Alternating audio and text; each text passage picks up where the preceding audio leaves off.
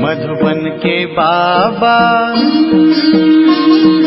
मधुबन के बाबा मुरली वाले, आपका क्या कहना,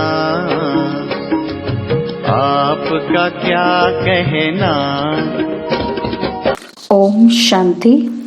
आज 12 अक्टूबर 2022 के साकार मधुर महावाक्य हैं।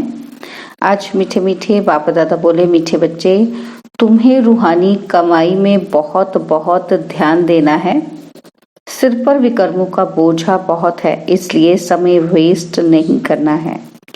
बाबा ने कहा, मीठे बच्चे, तुम्हें रूहानी कमाई में बहुत बहुत ध्यान देना है। सिर पर विकर्मों का बोझा बहुत है, इसलिए समय वेस्ट नहीं करना है। बाबा ने पूछा कि जिन बच्चों का ध्यान रूहानी कमाई में होगा, उनकी निशानी क्या होगी? और उत्तर में बाबा समझाते कि वह कभी भी झरमुई जगमुई में अपना समय बर्बाद नहीं करेंगे। शरीर निर्वाह करते हुए भी रूहानी कमाई में समय लगाएंगे। सुबह उठकर बहुत बहुत प्यार से बाप को याद करेंगे। याद से आत्मा उड़ती रहेगी।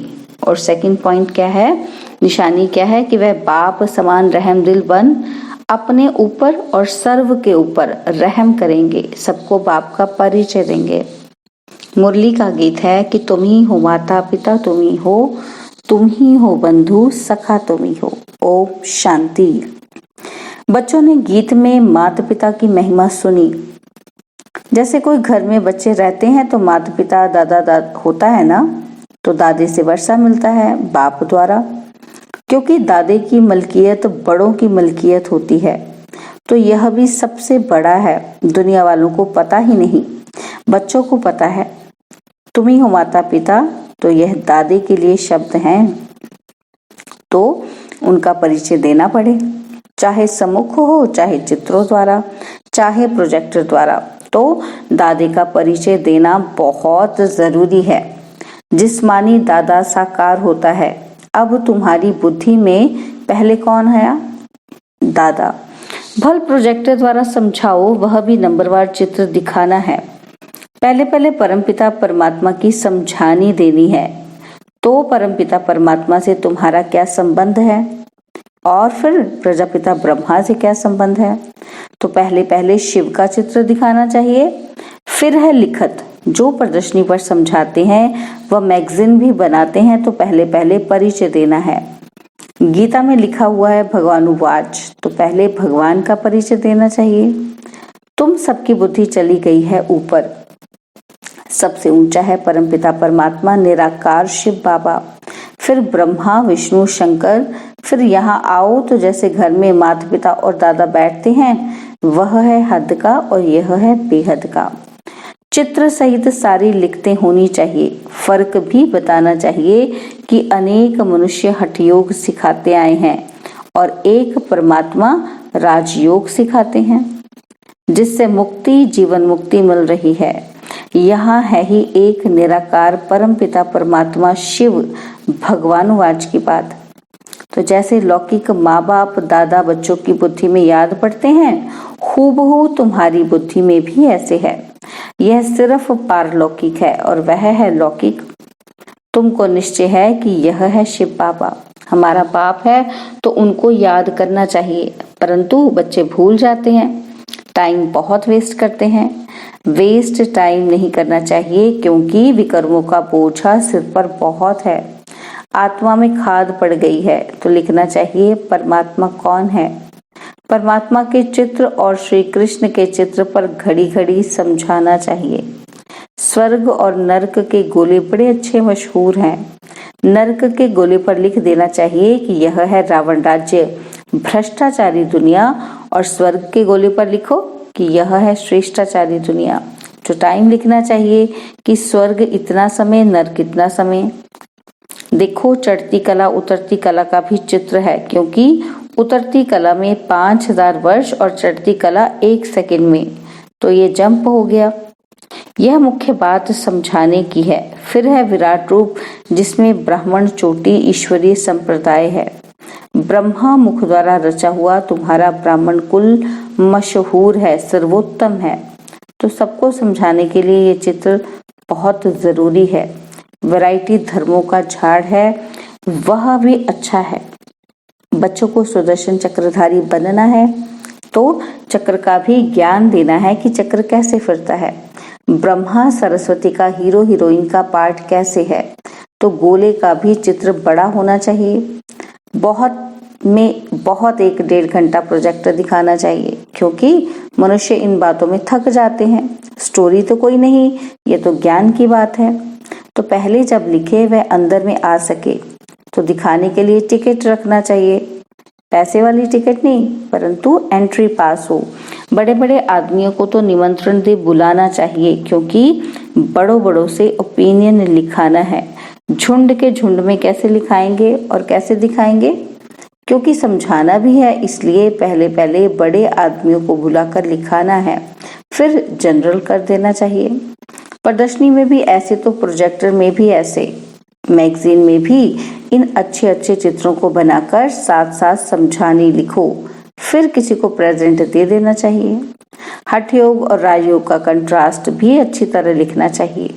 हठ योग भी एक प्रकार की हिंसा है, क्योंकि शरीर को कष्ट देते हैं, तकलीफ देते हैं। तुम्हारा यह है अहिंसक योग, जो अति सहज है। चलते फिरते बाप को याद करते रहो। हिंसक और अहिंसक को भी सिद्ध करना है। कई तो शरीर की तंदुरुस्ती के लिए क्रिया करते हैं, वह कोई फिर परमात्मा से नहीं मिलते। हठ योग को भी योग कह देते हैं। योगाश्रम है ना, तो यह है फिर सहज राजयोग, ईश्वर का सिखाया हुआ योग। तो यह बहुत अच्छी तरह से समझाना चाहिए। जिनका बुद्धि योग सारा दिन झरमुई जगमुई में होगा, वह क्या समझा सकेंगे। जिनकी बुद्धि में होगा कि सर्विस करनी है, वह करेंगे। 8 घंटा धंधा किया, फिर यह कमाई करनी चाहिए। वह है जिस्मानी कमाई और यह है रूहानी कमाई। तो इस कमाई में बहुत ध्यान देना चाहिए। योग में बहुत प्रैक्टिस करनी चाहिए। सुबह उठ बाप को बड़े प्यार से याद करना चाहिए। जिनको बाप 1-2 नंबर में रखते, वह भी याद नहीं करते। भाषण तो बहुत अच्छा कर लेते हैं, परंतु याद में नहीं रहते। आत्मा तो याद से ही उड़ेगी, ज्ञान से थोड़ी उड़ेगी। ध्यान में भी याद से ही जाते हैं, ज्ञान की तो इसमें कोई बात ही नहीं। ध्यान तो 1 पाई पैसे की बात हो जाती है। कईयों को तो फट से श्री कृष्ण का साक्षात्कार हो जाता है। कई बच्चियां लिखती हैं कि बाबा, हमने आपको पहचाना है। वह ध्यान में ब्रह्मा को भी देखती हैं और प्रेरणा भी मिलती है, तो फिर उनको निश्चय हो जाता है। जिसने बाप को कभी देखा भी नहीं है, वह भी लिखती हैं कि हम बाबा को बहुत याद करते हैं। हम आपसे वर्षा लेकर ही छोड़ेंगे। आप तो जानते हैं कि हम याद करते हैं। जब कहती हैं आप, तो शिव बाबा ही याद आता है। तो बांधेली बच्चियां बहुत याद करती हैं, उतना सामने वाले भी याद नहीं करते। एक बात है याद की, फिर गांधी जी कहते थे कि राम राज्य हो, अभी तो रावण राज्य है। इस पर तुम समझा सकते हो। चढ़ती कला तो परमात्मा ही करा सकते हैं, बाकी तो सब 1-2 को गिराते ही रहते हैं।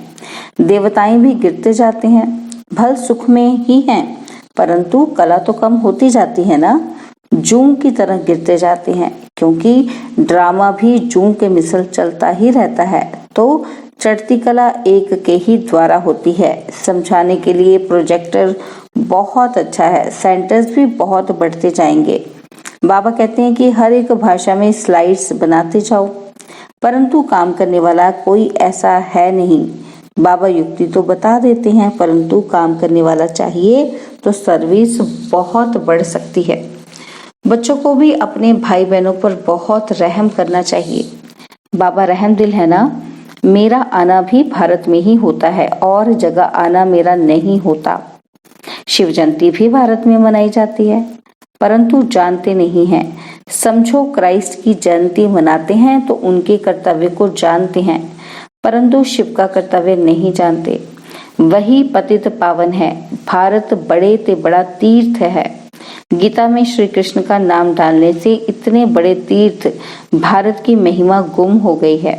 देखो, मोहम्मद गजनवी ने मंदिर लूटा था, अगर उनको ये मालूम होता कि ये हमारे बाबा का मंदिर है तो लूटते थोड़ी। अल्लाह के मंदिर को कौन लूटेगा? जिसने स्वर्ग की स्थापना की। अगर शिव बाबा को जाने तो कभी मंदिर को हाथ न लगाएं। भल वह शिव को माथा टेकते हैं, परंतु जान गए तो कभी न लूटें। सिर्फ गीता में श्री कृष्ण का नाम डालने से ये सब कुछ हुआ है। गीता खंडन होने से देखो क्या हाल हुआ है। अगर शिव का नाम होता कि वही गति सदगति दाता है, यह एक की ही महिमा है, अगर वह ना आता तो पावन कैसे बनते? भारत को कैसे स्वर्ग बना सकते, ये गुप्त बात है ना। जानते हैं हम दुर्गति में थे, अब यहाँ बैठे हैं, परंतु जा रहे हैं। बच्चों को बहुत खुशी होनी चाहिए कि हम अपने लिए रजाई स्थापन कर रहे हैं, तो औरों को भी रास्ता दिखाकर प्रजा बनानी चाहिए। बड़ी मेहनत करनी चाहिए, है तो बहुत सहज। सिर्फ बाप और वर्षे को याद करो, स्वर्ग को याद करो, यह तो नर्क है। हमसों का अर्थ भी बाबा ने समझाया है। हम सो देवता, हम तो क्षत्रिय, और कोई तो इन सब बातों को समझते नहीं। तो विराट रूप में ये समझाना है कि हम सो देवता बनते हैं। अभी हम स्वर्ग में गए कि गए। बहुत लोग पूछते हैं कितनी देरी है। बाबा कहते हैं कि तुम अब तैयार कहाँ हुए हो जो स्वर्ग में जा सको। ड्रामा तो बना हुआ है। जितनी जितनी स्थापना होती जा रही है तो विनाश ज्वाला भी धीरे धीरे बढ़ती जा रही है। धर्मों में झगड़ा शुरू होता जा रहा है। पहले पार्टीशन थोड़ी था। तुम जानते हो पहले एक देवता धर्म था। गीत है ना कि आप मिले तो हम स्वर्ग का राज्य योग बल से ले रहे हैं। बाहुबल से कोई ले नहीं सकता। उनके पास बाहुबल है। रशिया अमेरिका आपस में मिल जाएं तो सारा राज्य ले सकते हैं, परंतु ऐसा होता नहीं है। जब देवताओं का राज्य है तो वहां क्रिश्चियन बौद्धी नहीं होते। अब देवता धर्म की स्थापना हो रही है। भारत अविनाशी खंड है। बाप भी यहाँ आए हैं ना। तो ड्रामा में ऐसे ही है कि योग बल से राजाई मिलती है। भारत का प्राचीन योग मशहूर है, परंतु योग सिखाया किसने और कैसे, वह नहीं जानते। श्री कृष्ण ने तो योग नहीं सिखाया, परमपिता परमात्मा ही योग सिखला रहे हैं। यह कितनी अटपटी बात है जो बुद्धि से खिसक जाती है। कई तो जानते भी छोड़ देते हैं। तब बाप कहते हैं समझदार देखना हो तो यहाँ देखो। समझदार वर्षा लेते हैं, बेसमझ छोड़ देते हैं। स्वर्ग का वर्षा गवा देते हैं। महान मूर्ख महान सुजान देखना हो तो यहाँ देखो। स्वर्ग में वह भी जाएंगे, परंतु प्रजा में जाएंगे। तुम जानते हो सूर्यवंशी चंद्रवंशी प्रजा कैसे बनती है? बाप की गोद यहाँ मिलती है। मूल वतन में गोद का हिसाब नहीं है। बच्चा जब पैदा होता है तो गुरु की गोद में दे देते हैं। समझते हैं कि गुरु की गोद में नहीं गया तो दुर्गति को पाएगा। छोटे बच्चों को भी गुरु करा देते हैं। गुरु बिगर गति नहीं, यह गुरुओं ने समझाया है। पता नहीं कब शरीर छूट जाए। वहां तो जन्म ले फिर गुरु के पास जाते हैं। यहाँ तीनों कंबाइंड हैं। यह कोई शास्त्रों में लिखा नहीं है कि वही बाप टीचर गुरु की गोद है। बाप ने पूछा शिव बाबा को बाप है? तो कहते हैं हाँ। अच्छा, शिव बाबा को टीचर है, गुरु है? नहीं, सिर्फ माँ बाप मिलते हैं। यह गुह्य हिसाब है। आप बच्चों पर, बच्चे आप पर बलिहार जाते हैं। लौकिक में बच्चे बाप पर बलिहार नहीं जाते हैं, बाप जाते हैं। तो यह समझने की बात है कि बरोबर परमात्मा बाप टीचर सतगुरु है, उनसे ही वर्षा मिलता है। अच्छा, मीठे मीठे सिकिलदे बच्चों प्रति माता पिता बाप दादा का याद प्यार और गुड मॉर्निंग। रूहानी बाप की रूहानी बच्चों को नमस्ते। हम रूहानी बच्चों की रूहानी बाप दादाजी को दिल व जान सिकवा प्रेम से नमस्ते। ओम शांति। प्यारे बाबा, मीठे बाबा, मेरे बाबा, शुक्रिया बाबा, शुक्रिया बाबा, शुक्रिया बाबा। धारणा के लिए मुख्य सार है। पहला पॉइंट है कि सुदर्शन चक्रधारी बनना है। हम ब्राह्मण चोटी हैं, ईश्वरीय संप्रदाय के हैं, इस नशे में रहना है। सेकंड पॉइंट है अपना समय बाप की याद में सफल करना है। रूहानी सर्विस में बिजी रहना है, बाप पर पूरा पूरा बलिहार जाना है। बाबा ने वरदान दिया कि एक रस स्थिति के आसन पर मन बुद्धि को बिठाने वाले सच्चे तपस्वी भव। एक रस स्थिति के आसन पर मन बुद्धि को बिठाने वाले सच्चे तपस्वी भव। तपस्वी सदा आसनधारी होते हैं, वे कोई न कोई आसन पर बैठकर तपस्या करते हैं। आप तपस्वी बच्चों का आसन है एक रस स्थिति, फरिश्ता स्थिति। इन्हीं श्रेष्ठ स्थितियों के आसन पर स्थित होकर तपस्या करो। जैसे स्थूल आसन पर शरीर बैठता है, ऐसे श्रेष्ठ स्थिति के आसन पर मन बुद्धि को बिठा दो और जितना समय चाहो, जब चाहो आसन पर बैठ जाओ। इस समय श्रेष्ठ स्थिति के आसन पर बैठने वालों को भविष्य में राज्य का सिंहासन प्राप्त होता है। स्लोगन है, दूसरे के विचारों को अपने विचारों से मिला, सर्व को सम्मान देना ही माननीय बनने का साधन है। दूसरे के विचारों को अपने विचारों से मिलाकर सर्व को सम्मान देना ही माननीय बनने का साधन है। ओम शांति।